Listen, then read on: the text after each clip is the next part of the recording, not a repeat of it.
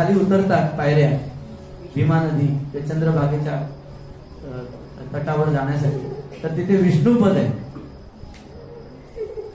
विष्णुपद ही अशी जागा आहे जिथे भगवंत आपल्या सवंगड्या समवेत यायचे लीला करण्यासाठी.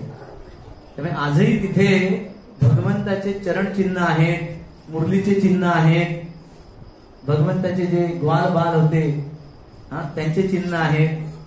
आणि त्याला तिथे लोक पंढरपूरला दक्षिण काशी देखील म्हणतात. ऐकले तुम्ही? कारण पंढरपूरमध्ये आपले जे कोणी पितर आहेत त्यांच्या उद्धारासाठी तिकडे तर्पण करतात है ना. तर तिथून तुम्ही हळूहळू वर आलात ना तर तिथे एक जागा आहे जी खूप विशेष जागा आहे, जी भगवंताने विठ्ठलाने जनाबाईला भेट दिलेली. त्या जागेवर जनाबाईला सुळावर चढवण्यासाठी आणण्यात आलेलो है ना.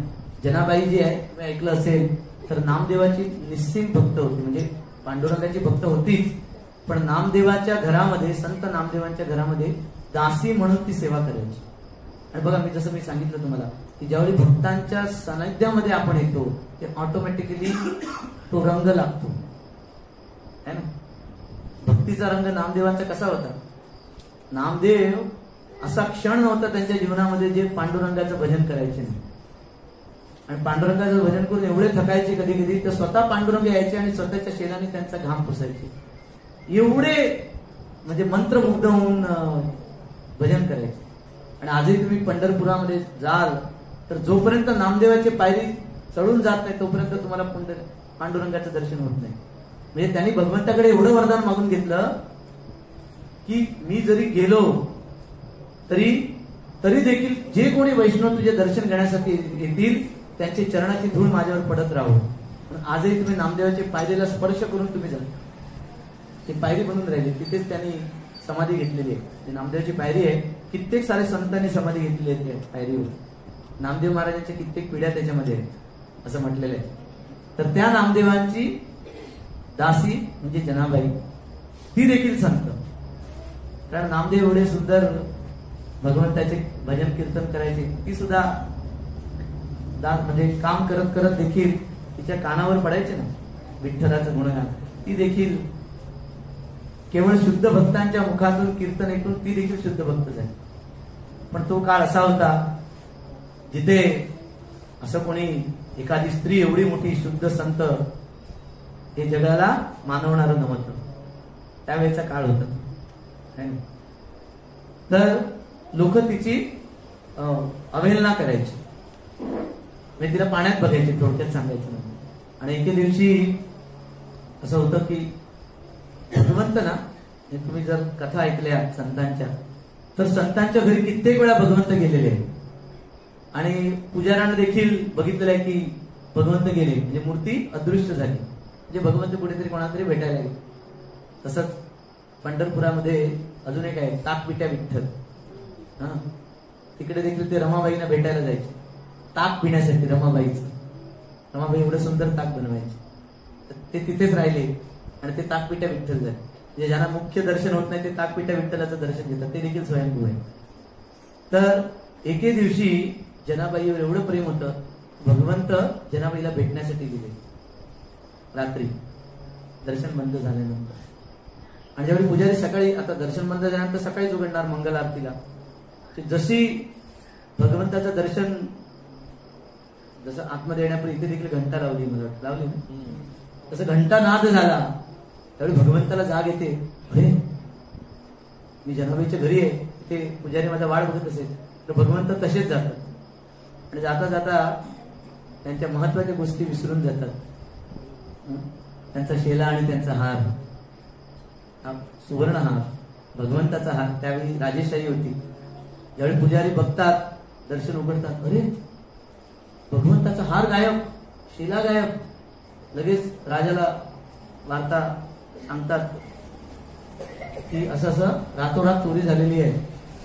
चोर कुठे फार लांब गेलेला नसणार आहे. तर राजा आपलं सैनिक पाठवतात सगळीकडे, पण कुठेच काही मिळत नाही. तर बरेच जणांचा संशय असतो जनाबाईवर, तिची अवहेलनाही करत असतात है ना. मत्सर करत असतात. ते म्हणतात जनाबाईच्या घरातही जाऊन बघा. जनाबाईच्या घरात जातात तर काय आश्चर्य, मिळतं त्यांना हारही मिळतो आणि शेलाही मिळतो. आणि त्या काळी भगवंताशी संबंधित जर काही गोष्टी तुम्ही चोरी केल्या तर कोर्ट कचेऱ्या सारखं नाही, एकच त्याला प्रायश्चित्त होतं, ते म्हणजे मृत्यूदंड. भगवंताचा हात चोरी केला मृत्यूदंड, ते कोणी ऐकायला तयार नसतं. शेवटी मृत्यूदंड त्यावेळी पूर्वी सुळावर चढवायचे, विचार करा, सुळावर चढवायचे. ही वार्ता सगळीकडे पसरते आणि जनाबाई तर जाणत असते, विठ्ठलही जाणत असतात. जनाबाईने तर चोरी केलेली नसते. पण हे जेव्हा कधी कधी ना भगवंत, आपण मगाशी म्हटलं, ज्यावेळी लीला करतात ना त्याच्यामध्ये भरपूर सारे उद्देश असतात. बाह्य दृष्टीने आपल्याला असं वाटेल की अरे लोक चोर चोर म्हणतायत जनाबाईला, असं कसं करू शकतात भगवंत, एवढे आपले प्रिय प्रेमळ भक्त आणि त्यांना चोर कसं ठरवू शकतात. तर असा सुंदर अभंग आहे ज्याच्यामध्ये जगाची मगाची मी एक पंक्ती म्हटली त्याच्या, भय नाही रे मज मरणाची, ते जनाबाईच आहे. तर त्याच्यामध्ये ती म्हणते, विठ्ठला धावत ये लवकरी, जनी बोलते नाही केली पदकाची चोरी. म्हणजे मी पदक चोरलेलं नाहीये, तू धावत सांग सगळ्यांना, मला मृत्यूची भीती नाहीये, मला माहिती आहे मृत्यू झाला तर तुझ्याचकडे येणार आहे मी सेवा, अखंड सेवा करण्यासाठी. पण लोक काय म्हणतील, लोक म्हणतील चोर होती जनाबाई, मृत्यूदंड तिला द्यावा लागला. लोकांचा असं संभ्रम लोकांच्या मनात असं निर्माण करू नको म्हणून ती एक व्याकुळतेने म्हणते, जनी बोलते नाही केली पदकाची चोरी, पदकाची चोरी, विठ्ठला दावत ये लवकरी, विठ्ठला दावत ये लवकरी, विठ्ठला दावत ये लवकरी. जनी बोलते म्हणा नाही केली, जनी बोलते नाही केली पदकाची चोरी, पदकाची चोरी, विठ्ठला दावत ये लवकरी, विठ्ठला दावत ये लवकरी, विठ्ठला दावत ये लवकरी.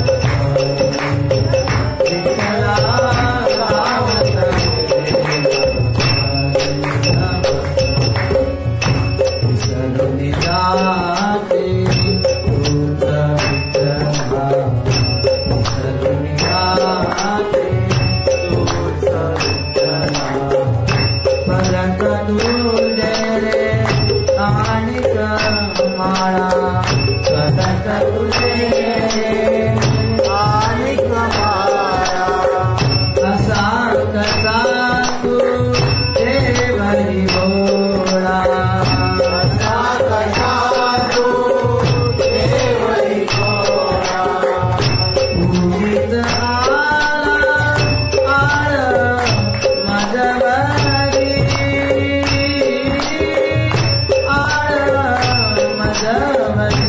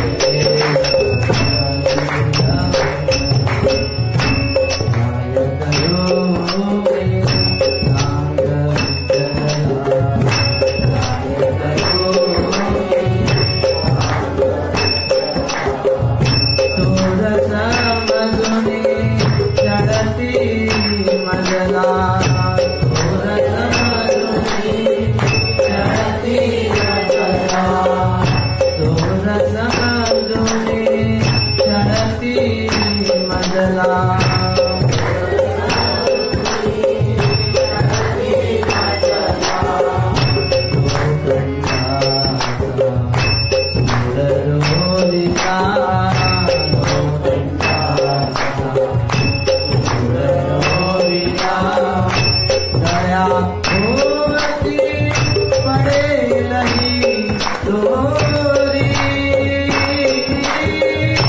पडेल ही दोरी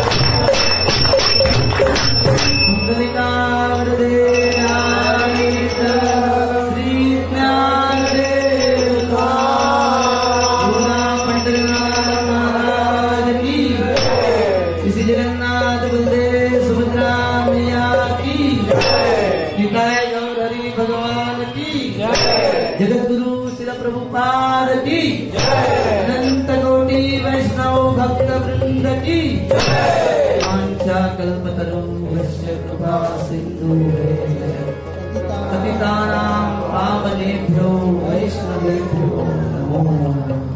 अनंत कोटि वैष्णव भक्त वृंद की जय, संत जनाबाई की जय। Hare Krishna, Krishna Krishna, Hare Hare, Hare Rama,